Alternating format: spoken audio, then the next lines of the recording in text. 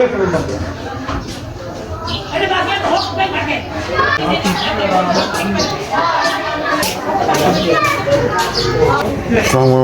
नाम यूसुफ है। 4 महीने तो वो फाले की शिकायत है। सारी छुट्टी पे साथ तो इधर रात भी होंगी है। मैं कॉलेजों का काम करती बस 6-7 साल था।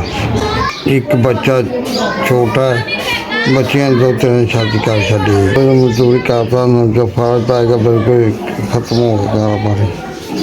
नाल ही सारा एक मसला बना बेगम कम से चाहिए मोटरसाइकिल कला ही होना मंजी प्यार ना कि बाहर जाना कि ना जाया जाता ना उठे जाता ना टुरे जाता। दवाई मेरे को ना मेरे को पैसा ही कोई इलाज कराने वास्ते कोई पैसा ही कोई खुराक कितों खानी पानी करके को मेरे हरफ कर सकता उनका मेहरबानी थोड़ी मदद की मेहरबानी।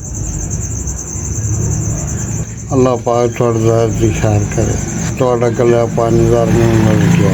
रब थोड़ा दर्द की खैर करे।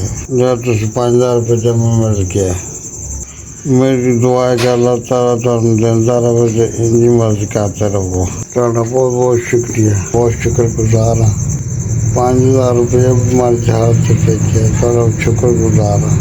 अल्लाह ताला थोड़े कारोबार से बरकत पाओ। 5000 रुपये जमा वसूल हो गया। मैं अपनी थोड़ी बहुत दवाई ले लागे ना राशन पा लेंगे। अल्लाह ताला थोड़े कारोबार से बरकत पावे। रब तुम चौखा देवे।